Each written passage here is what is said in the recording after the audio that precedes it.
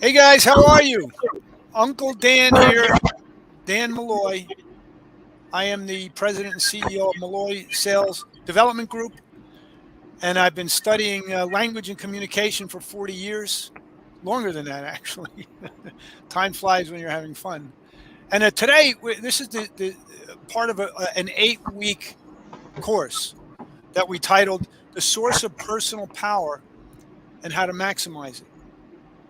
And so that's what we're going to be talking about today.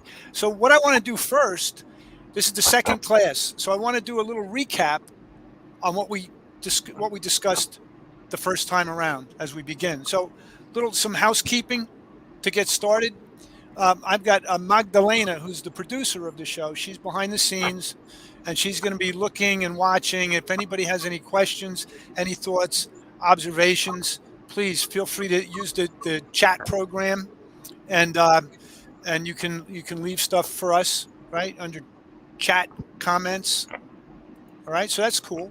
Uh, Secondly, so let me just review with you what the context of the course is all about.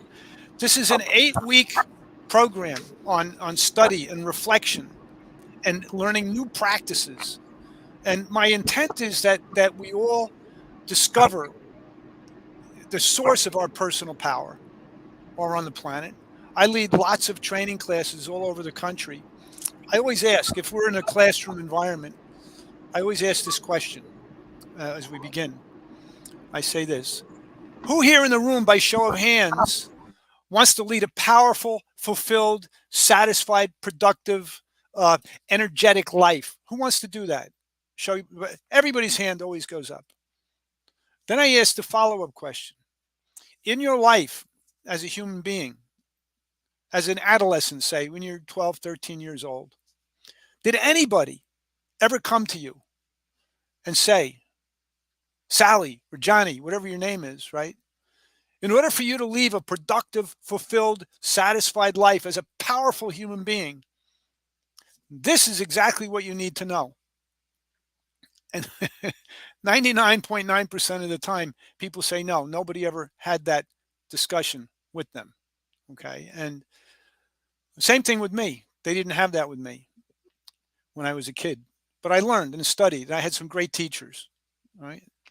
And so today, what we're going to get into is we're going to move in that direction. What is the source of personal power? How do you access it? It's very clear to me what the source is. And so let's just jump into it. I want to recap what we did last week. After I explain, I have it right here. I'm going to read off what the intent of this course is. Okay. And this is going to be for about 45 minutes today, maximum. Okay. In this 8-week course of study, reflection, and practice, you will discover the true extent of your personal power.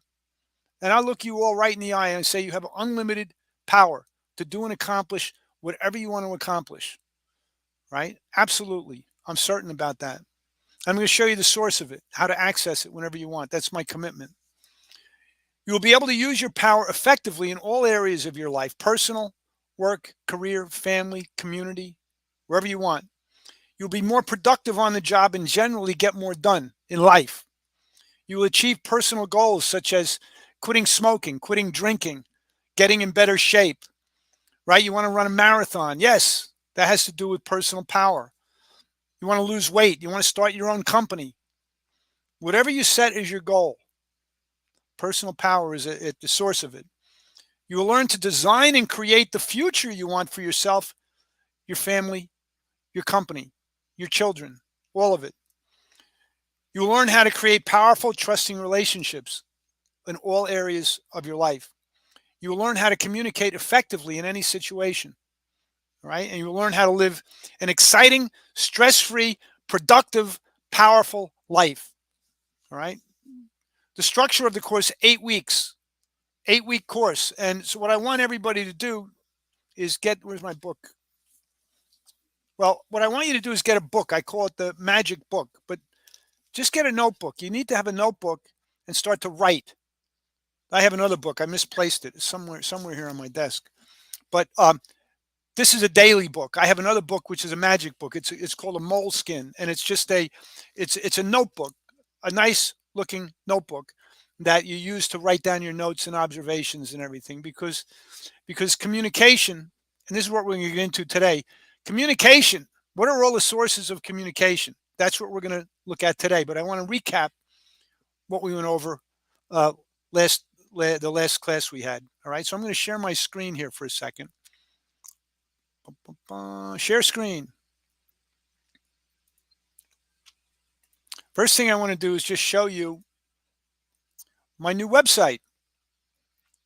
So the new website is just loaded, and it will kind of give you an idea of what we do. It's Malloy Sales Development Group, right? And real quickly, what we do in a high level. I work primarily with companies, right? And we sign contracts with the companies to provide communication training, sales training, leadership training, coaching, all kinds of stuff with their employees. This course that I'm doing now with you is for individuals, right? Typically, like I have a call at 4:30 with a company that has 200 employees, and we're launching a program with them. So we have to do some planning, and it's different, but it's the same basic concept, right? So we do power sales training. We do call tracking. Call tracking is where we collect calls for analysis. We have a program for consumer financing. We do marketing and advertising. We have a program called Sales Rescue, and we do sales call analytic. Easy for you to say, analytics. So that's the gist of it. And you can learn more about my company at malloysales.com. Right now, what I'm going to do now is I'm going to go to a workbook that I have created that I work with companies on.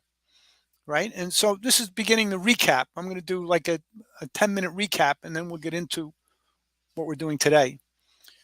Last class, we talked about what I call here the philosophy of above the line and below the line. And I use infographics in my teaching and training because it kind of gives you a roadmap of where you're going. So I use these infographics and designs and everything. I'll show you. This is one of them. A picture. As they say, a picture is worth 1,000 words. Here's what this picture is saying. Above the line is everything in your life. Over on this side, you'll see your bicycle represents your fitness, okay? And you're looking here, this is you and your family. Your relationship with your family is all above the line. Here's your community in the middle.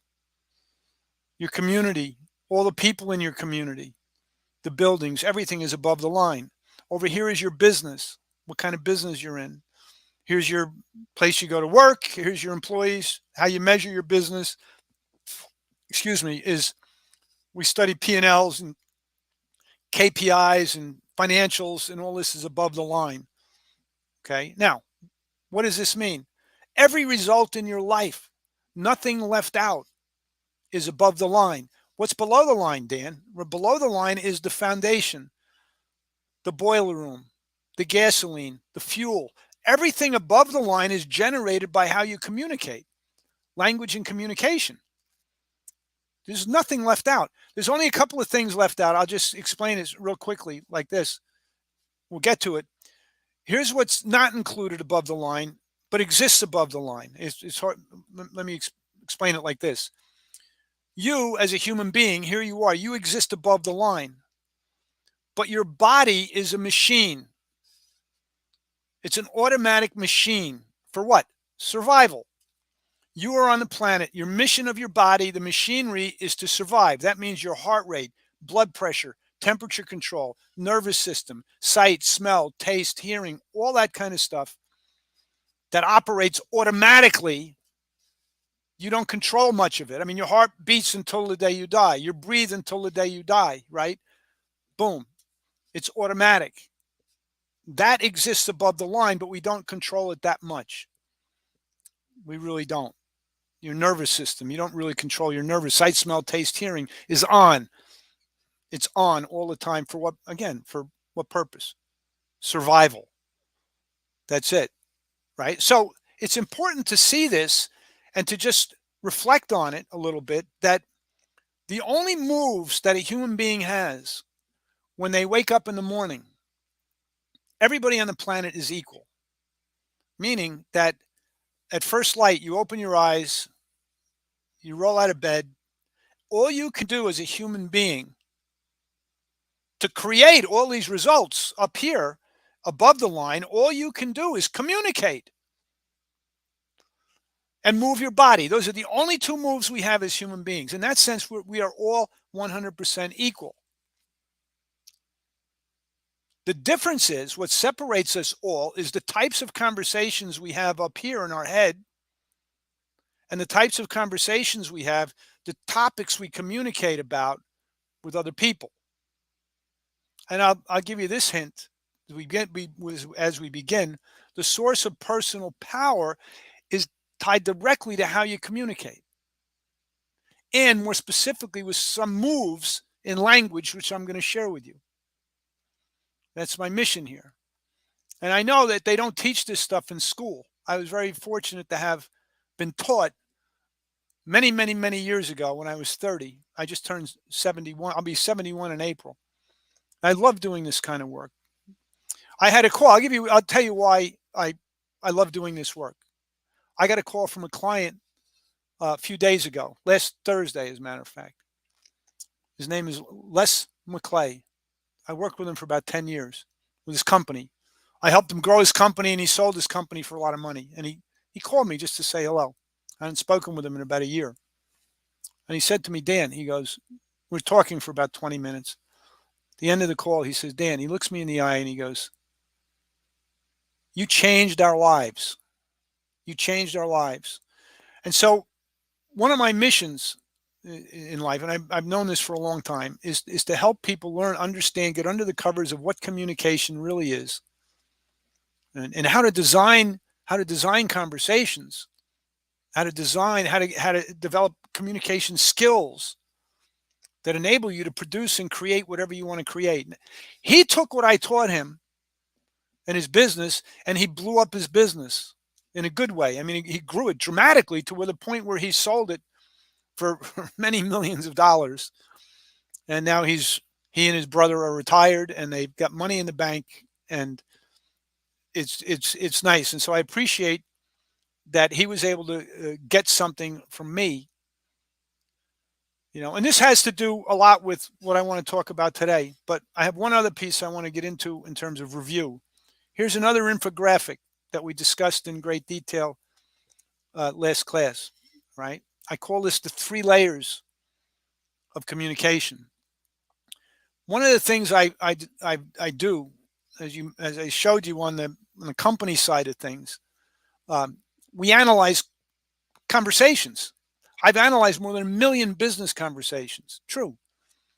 In a wide variety of industries, in the auto repair and tire industry, car dealerships, financial services industry, the medical and dental, the propane industry, the glass industry, all different kinds of industries. And what I came to the conclusion of is, because how we analyze, I built software to analyze language, that there are 3 layers of communication taking place across all industry.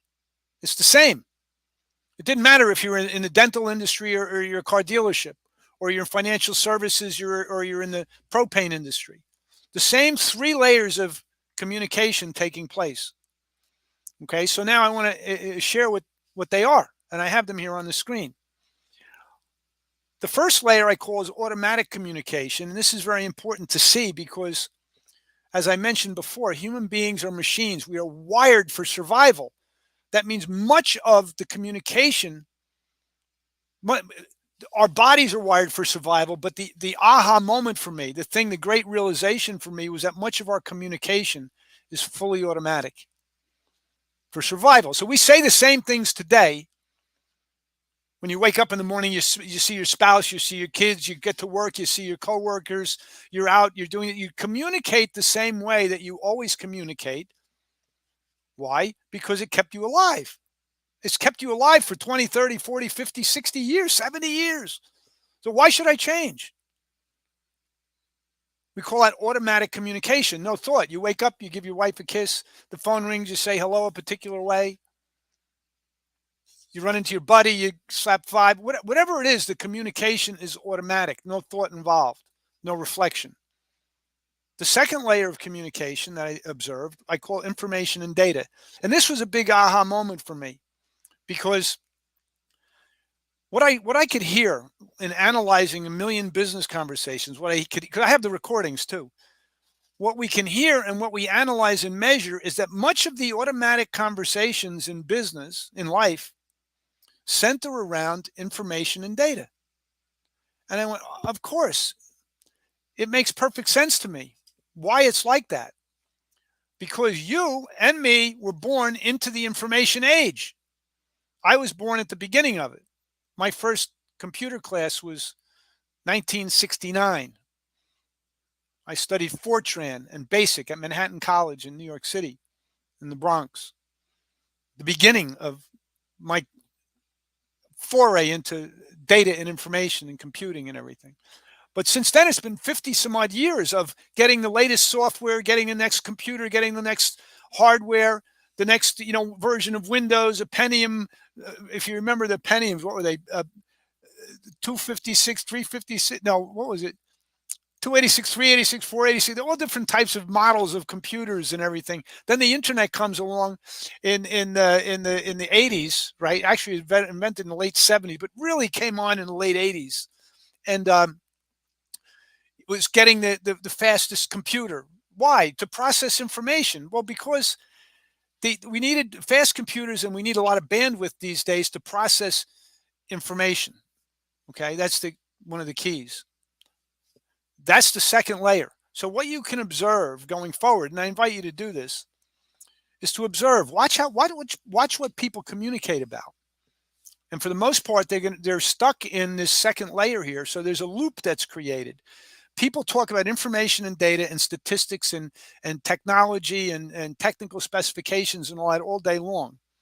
And they're in automatic mode when they do it. I give you, for instance, when somebody calls up an auto repair entire facility, which is a great example, and a woman calls up and says, look, I've got a check engine light on my car and my brakes are grinding.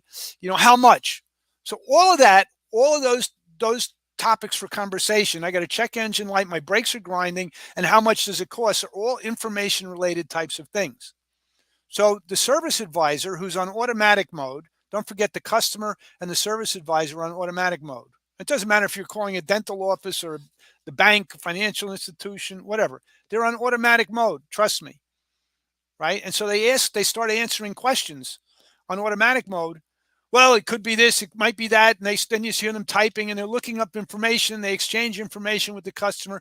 They give them a ballpark figure. And then the customer says, okay, let me think about it. I'll call you back. Something like that. Typical. Right? That's typically what happens. And here's the other thing we discussed last time we were together, was that the only time commerce happens in any language on the planet is when there's an exchange of commitments.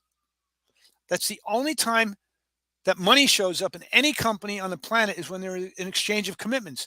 An exchange of information does not produce commerce. It doesn't. If you give somebody a price, they go, okay, thank you. And then they hang up and they go away and let me get back to you. Happens all the time.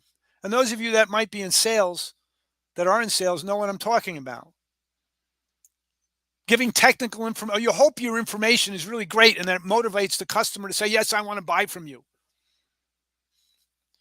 Right? Information does not do that.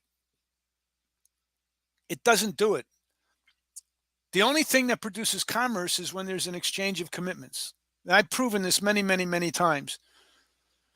I have another client, just to case in point, I have another client called Same Day out in Tulsa, Oklahoma. And when we started with them 5 years ago, he had a $5 million 5-store operation. Great company. He was making money.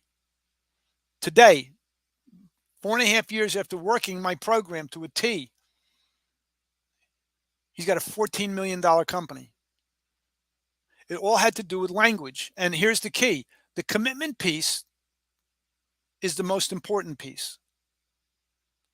Because of what I said before, the only time commerce happens is when you exchange commitments. with the other with the customer. I promise to do X for you if you promise to pay me Y amount of money. And the customer says, "Okay, I promise." That's an exchange of commitments. It sounds very rudimentary, and on some level it is. It's not rocket science, but there's no rigor in it out in the business world and for human beings. People don't understand typically what the dance of commitment is all about. And like I said, we go back to my question I asked students in classes. Has anyone ever told you? And here's what I can safely tell you now, that the source of your personal power, and like I said, people, most people want to live a powerful life, whatever that means to them. But the source of your personal power lies in your ability to articulate, to clearly talk about, and to articulate what you stand for in life. So I know, for instance, I'm on the planet to help you. I'm on the planet. I exist to help other people. Matter of fact, I have one of my whole programs is about that. I can help you with that. I have people running around all over the country now with shirts on that say, I can help you, I can help you, I can help. Because I'm certain that when we wake up in the morning and you have to go about living your life and fulfilling your dreams and everything, it all comes down to commitment. It all comes down to what I call the dance of commitment. You have to know how to articulate your own commitment very clearly. That's why I want you to get a book, get a notebook, and start writing. I'm going to share some more stuff about myself in a little bit. But listen, here's what I want to get into today. It's all about communication, folks. So here's what I want to talk about today. I want to talk about, for the next little bit, what are all the different sources of communication. If it's all about communication, like from the other above the line and below the line, if you agree that every result in your life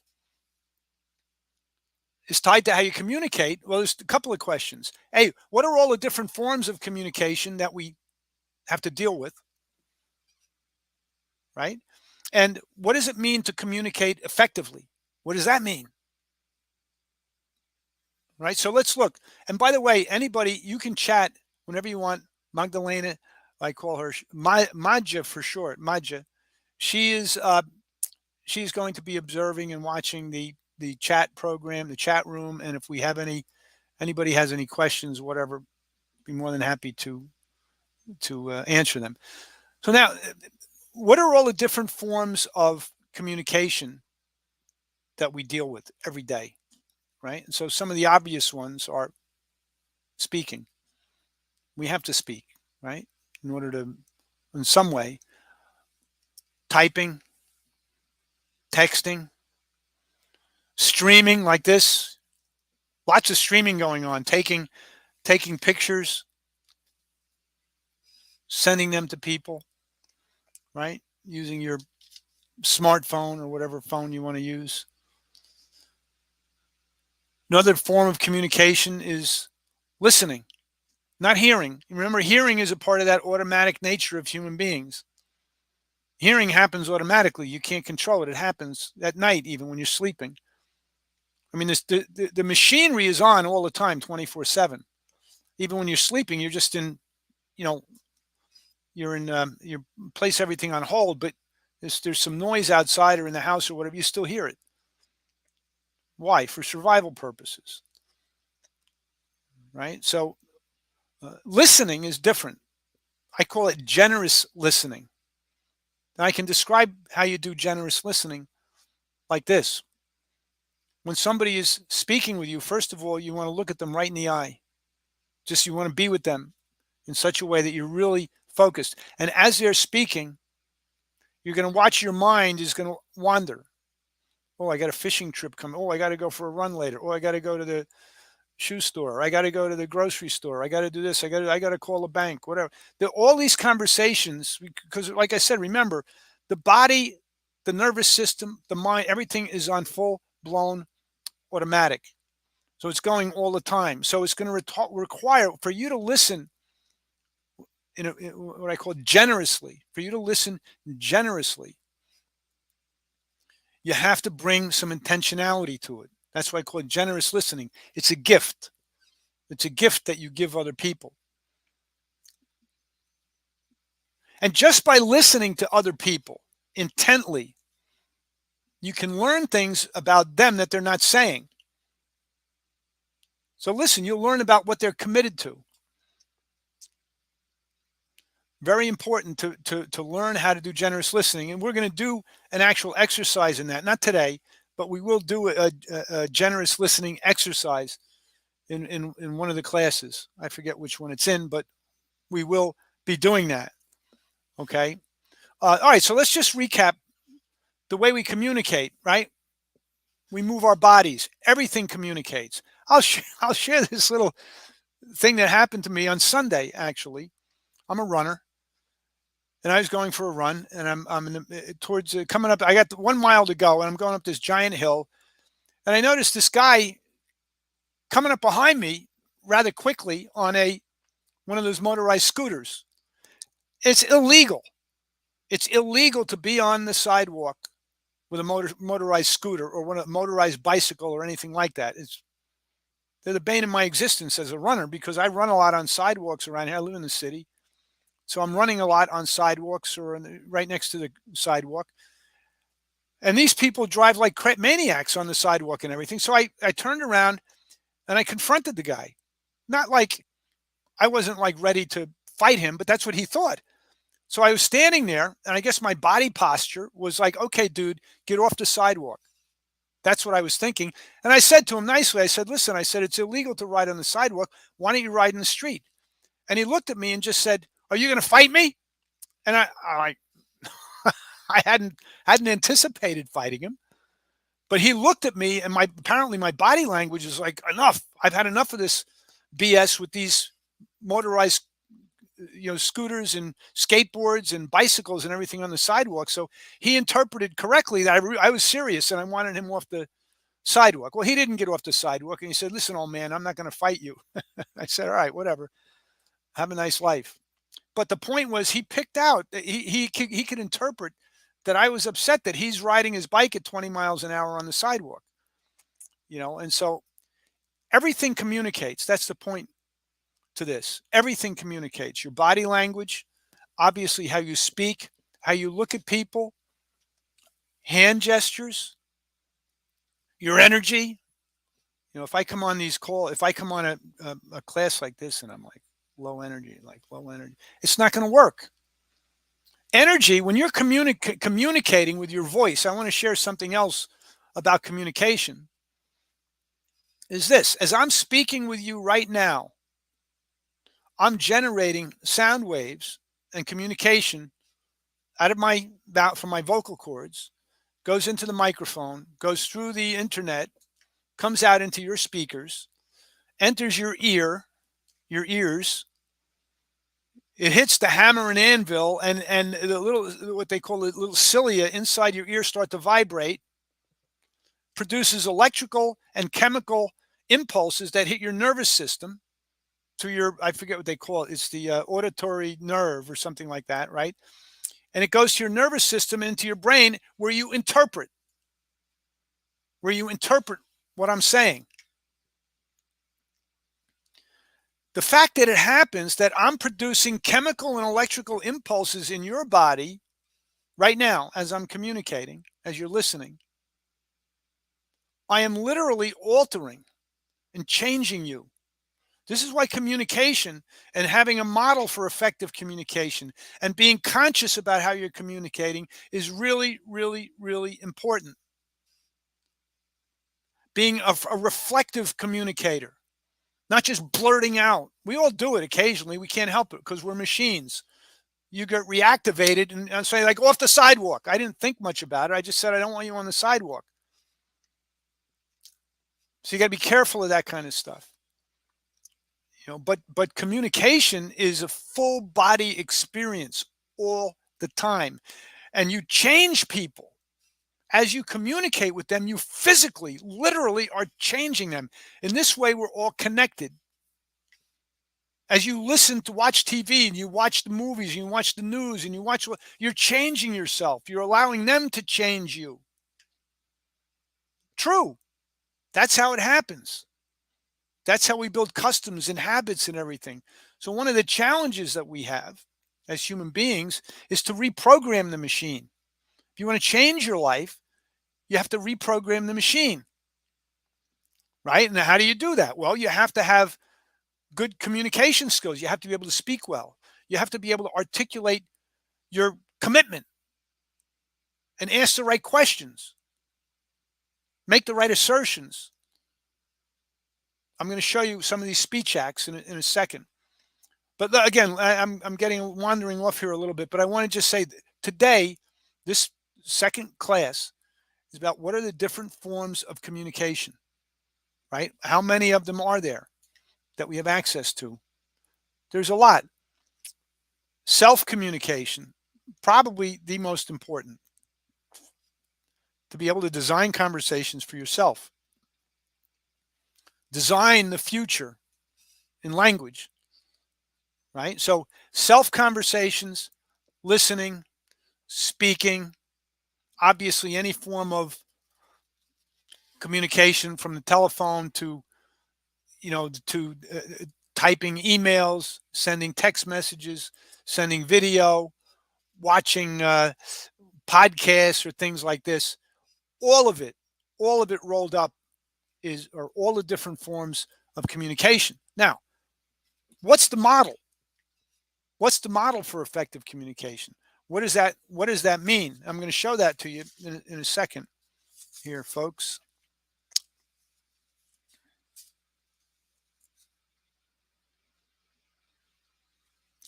Let me ask you a question. I want you to think about this, and you could write down your answer on a sheet of paper when you get a chance. Uh, what do you observe about who you think you are? What do you observe about who you think you are? Interesting question, right? What is your internal conversation about yourself? Write the answer in your book, or write for right now on a sheet of paper, but you should write this stuff down. What is your own assessment about yourself, about who you are, what you stand for in life, what you're committed to, right? So watch, I'm going to share something else with you right now. And this is what I call, this is my definition of a model for effective communication. And I want to couch it by saying this, that in the whole world of communication, there's a million words in the English language, more than that. So trying to communicate by selecting the right words is the wrong move. It's challenging because there's just too much to choose from. That's why what you see on the screen was taught to me over 40 years ago. And here's what it says. In the whole world of communication, there are only 6 moves. I call these speech acts. There are only 6 moves responsible for everything on the planet. 6. Okay, so here's all you've ever done in your life, and all I've ever done in my life. Anybody on the planet is the same thing. All you've ever done to produce any result in your life is this. We make requests, promises, assertions, and declarations. And in declarations, there are 3 kinds. There are statements, there are assessments, and there are offers. Your whole life is constructed of these 6 moves. And when I heard this 40 some odd years ago, I was like really paying attention because I was struggling at the time in my life when I was 30 years old. I had just been through a divorce, and it was really challenging for me. So I went to this communication workshop, and my teacher, Fernando Flores, came out and shared this with me, and it hooked me. And here I am 40 years later talking about it because people don't know this stuff.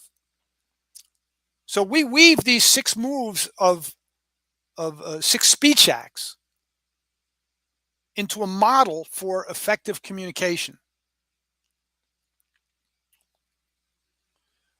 The first piece of the model for effective communication is this. When you communicate with anybody, whether it be in business or personal life or whatever, you should try, if you want to draw them into your world, to build relationship with them, to build credibility with them. That's what you want to do. How do you do that? Well, you got to ask the right questions. You got to make the right requests of people and ask the right question. A request and a question are the same thing, right? And you do that in such a way, if it's thoughtful, then they're going to say, wow, this guy's pretty interesting. He's asking some useful questions. Maybe I can trust him. Maybe. Not certain yet, but maybe. The other thing, another one of the moves, promises. A promise and a commitment are the same thing. And I talk about commitment all the time. As a matter of fact, my training program is called A Language of Commitment. Because I know it's making commitments, articulating commitments, asking for commitments is the driver in life. That's what produces everything. So it's really, really, really important to understand how this all bolts together. So if you want to build relationship and credibility, make sincere promises to people. Make commitments to help people. That's what I said every day. If you wake up with the context, you create a context for your life. And my strong suggestion is to create a context around this. I can help you with that. I can help you. I can help you. I can help you. I can help you. I don't care what your problem is. I'm here to help. If you show up like that on the job, if you show up like that in your life, it's a game changer. A lot of people give pushback. I'm saying it's okay to question things. Of course, you have to on occasion. But for the most part, you show up in life like an I can help you with that human being. It's a game changer for everybody involved. And that's what my client called me about because I taught him this stuff. He turned his whole company into an I can help you with that operation, made millions, tens of millions of dollars, sold his company, and he's happy. And he thanked me for that. And that's what I can help you as individuals to do that also. Promise is really important. Assertions are statements of fact. Very important to be able to make statements of fact powerfully, right? Providing facts to build trust, credibility, and substantiate a claim. You've called the right guy, Mrs. Jones, to have your new roof put on. And I'll tell you why. Because we use the finest materials. My guys have been with me for 20 years. And we are going to put that roof on. We're going to do it in one day, and you're going to be happy. And I'm going to have it done for you by the end of this week.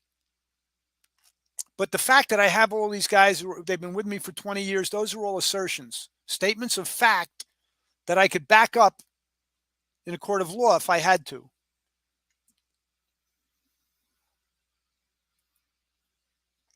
And finally, we have declarations. And I'm glossing over these things, but we could spend a whole day just talking about requests and promises and assertions. Declarations, this is the most important, in my opinion. And here's why.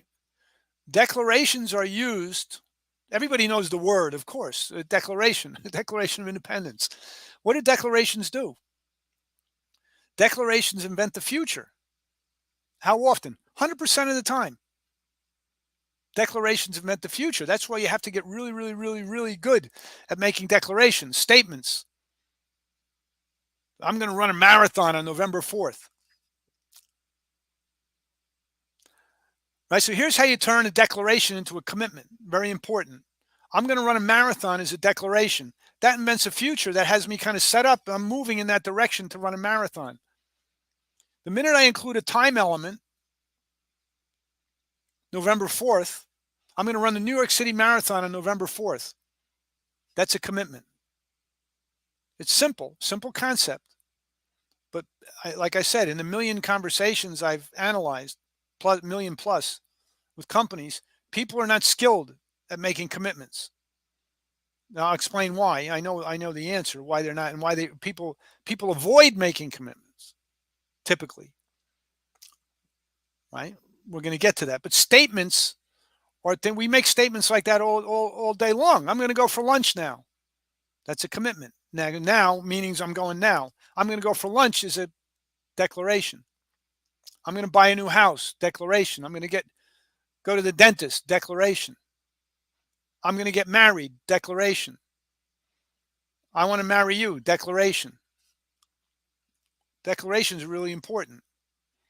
I want to marry you this year, commitment. Different, totally different. Assessments, declarations in the form of assessments are really important as well, right?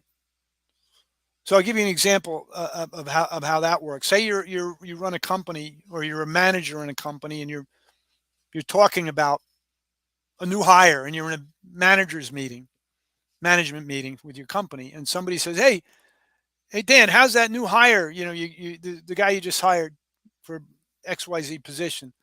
I said, well, he's not really working out that well. Not working out that well. He's not very bright. Not what we thought. Not very bright is a declaration in the form of an assessment that changes the future for this employee, damages it, changes it potentially forever, because now maybe the boss is looking to get rid of him. You got to be very careful how you use language in these settings and what you declare, because what you declare is real. Is real. Declaration of Independence started this country. When in real time. Boom. It's just a document. It says we're starting a new nation. When? Today. That all men are created equal. And that we pledge our lives, our fortunes, and our sacred honor to what we're doing. That's a powerful declaration. I once declared I was going to become a triathlete. And after I became a triathlete, I declared to my coach, I want to make Team USA. And he worked with me on it. He said, yes, we can do that. It took me 4 years. I made Team USA. Then I said I was going to win a world championship in triathlon. And I didn't do that. I came in 6th place. But it's still way beyond anything I thought possible. All because I know how to use language, how to make declarations. I have a rock and roll show. It's true. You can check it out on strangebrew.com. I do a whole Eric Clapton show with my wife. I started singing at the age of 40. Why? Because I declared it. I'm becoming a singer. And I did. I became a runner and a triathlete. I'm a businessman. I'm writing a book because I understand how this works. The book will be done by Thanksgiving. It's in editing right now. It's coming out. I don't have a title for it yet. You could help me come up with a title. But assessments, I love triathlon as an assessment. If I say to somebody, hey, let's go do a 5K. Oh, I can never do a 5K. There's a declaration that you can't do a 5K that has you never being a runner the rest of your life. It's not going to happen. Why? Because you said so. Language is really, really, really important from that perspective. And offers. I got a fabulous offer for you. Say you have a company. I have a fabulous offer for you. I could put your company into my program and we could transform your whole company. Takes a little time, but we can do it. I know how to do that. Okay? That's an offer. Oh, I got great ice cream for you. You're in the right place at the right time. I just got a new flavor in. Where you call up your car dealership, because you want to get a car, and he said, yeah, I've got that exact model right now. I've got one left. I'll hold on to it for you. I've got that exact model and I've got it for you, and I'm going to hold it for you till you get down here. Those are all declarations in the form of offers. So you see, real quick, statements, assessments, offers. And why declarations are so important, we touched on it a little bit, is because they invent the future. And here's why this all bolts together, is really important from a communication standpoint, is this. The past is gone, doesn't exist anymore, right? The future never exists. You know that the future never exists. Does tomorrow exist? No. When tomorrow shows up, it'll be today. What exists the only thing that exists is today, right here, right now, you and me together. It's the only thing that exists. And so this is why declarations are important, because we communicate now.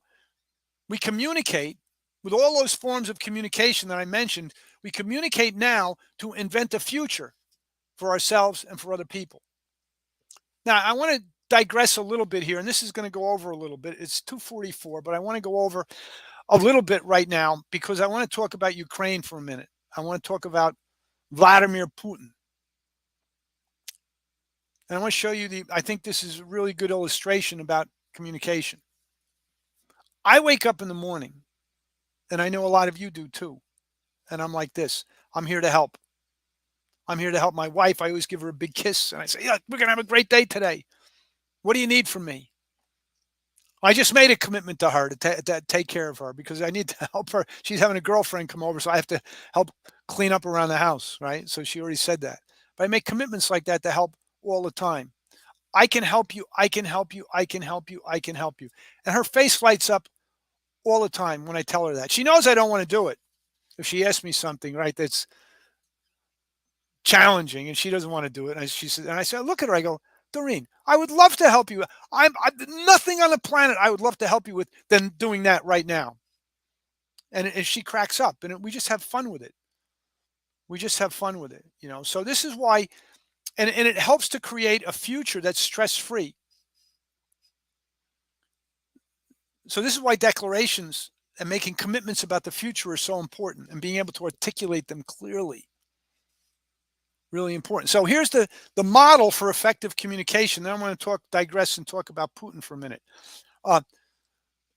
Step one, conversations to build relationship, credibility, to open possibilities for other human beings. Step one. Step two, in terms of a conversation for effectiveness, right, is having conversations that produce action. If you don't produce action, nothing's going to happen. Nothing happens. Nothing happens. In sales, really important to be able to generate conversations that produce the action you want to make. In life, as an athlete, as a musician, to be able to create, something in the future requires declaration. It doesn't happen by itself. Declaration requires commitment. Declaration in time. So let me talk about a little bit about Putin, and then I have a couple of assignment questions I want to leave with you. But most people on the planet wake up in this kind of mood. I'm here to help. They help their family, they help their friends, they help their coworkers. I have this by design. I know that my company, myself, my clients, everybody, we're here to help. And that's the first move. Data and information are important, but the first move is to help people. I know that. And I know I'm on the planet to do that. It's clear to me. My mission in life is to help other people. What kind of conversation does Putin have in his head? What do you think? Knowing that he only has these 6 moves. These are the only 6 moves that he has. So he wakes up in the morning and something like this and says, let's say it's 15 years ago. He says, I really want to get a hold of that Ukraine. I really want to bring that back in. So here's what I'm going to do. Then later, he keeps having this conversation running around in his head. He keeps sharing it with people, sharing it with his military people, sharing it over and over and over and over and over and over and over. It shouldn't be like this. We need to have Ukraine back in our world, in our Soviet Union, whatever he's trying to recreate again. So he has these conversations over and over and over and over and over and over. And then eventually he wakes up and says, okay, here's what we're going to do. I'm going to bomb all the civilians. I'm going to bomb the military and the police. I'm going to bomb their infrastructure. I'm going to wipe them out. That's his conversation. The guy's insane, literally insane. Listen, there's real evil on the planet, and the evil is tied to the language. The evil is tied to the communication. The evil is tied to the declarations that people make. Like Putin, like Hitler, like Pol Pot, Stalin, over in China. The evil is tied to the language and communication just the same way the good stuff is. So if we want to eradicate evil, we have to be able to see it, understand what it is, and we have to overwhelm the evil conversations with good ideas. and good conversations and helpful conversations. Kind of like what's happening now, and you see out there in the world when Putin started to his invasion of Ukraine, which isn't going as well as he was hoping, and I'm thrilled about that. It's so sad to see what's going on. But other countries stepped up. And last night you heard President Biden say that we're stopping all. There's repercussions, in other words. There's repercussions, big repercussions and ramifications for what types of commitments you make. And this is another piece I didn't bring up before, but I will now, is to say that one of the reasons why people don't like to make commitments is because when you make a declaration about the future, when you do that, you also invent all the reasons why it's not going to happen at the same time. In other words, I'll look at it like this, and we could look at it from Putin's point of view, or look at it from Thomas Jefferson's point of view. When he wrote the Declaration of Independence, he declared, we're starting a new nation. When? Today. Today. And the minute they gave birth, this is the Declaration of Independence right here, gave birth to a new nation in real time. Here's the war. The Declaration of Independence gave birth to the Revolutionary War at the same time. It always happens like that. If you declare, I'm going to run a marathon on February 4th, you could also fail. You might not make it. The act of declaring the future creates something immediately, whatever you're declaring into existence. Like, I'm going to run a marathon on February 4th. That's my declaration. Well, what comes with that is you're too old, you're too slow, you don't know how to train, you're not in good shape, I don't have the time, I don't have no. Every reason in the world why it's not going to succeed is also born at that exact instant. Putin's finding this out. He declared and he took action. I'm invading Ukraine. What happened? Now the whole world is against him except China. Every other country on the planet is against him. We're sending millions of dollars, tens of millions, hundreds of millions over to Ukraine, Stinger missiles, all this other stuff. Every reason in the world was born that it's going to get in his way from doing this. And who knows, it may escalate beyond this. I hate to think that, but it might. But that's my point. When you declare something, you declare a marriage, when the priest or minister or rabbi, whoever declares you husband and wife, you might fail at that. I have personal experience at that. It could happen. So I don't want you to be afraid of make bold declarations, and realize the minute you make those declarations that all the reasons why it's not going to work out are born at the same time. And that ultimately, this is what this course is all about. Is about language and communication and inventing the future that you want, despite the fact that it could be scary, despite the fact that there could be danger. You do it anyway, if that's what you want. Be bold. Be willing to fail. You know, it's like when I did the triathlon thing, I declared I was going to make Team USA. 4 years in a row, I failed. 4 years in a row. And finally, the fifth try, I don't know, it was the fourth or fifth try, but I finally made it. It took a lot. Declare, yes, here's what I'm going to do, and I fail. Declare, yes, here's what I'm going to do, and I fail. Declare, here's what I'm going to do, and I fail. Declare, here's what I'm going to do. Yeah, made it. Then I figured out how to do it. So that's it for today, folks.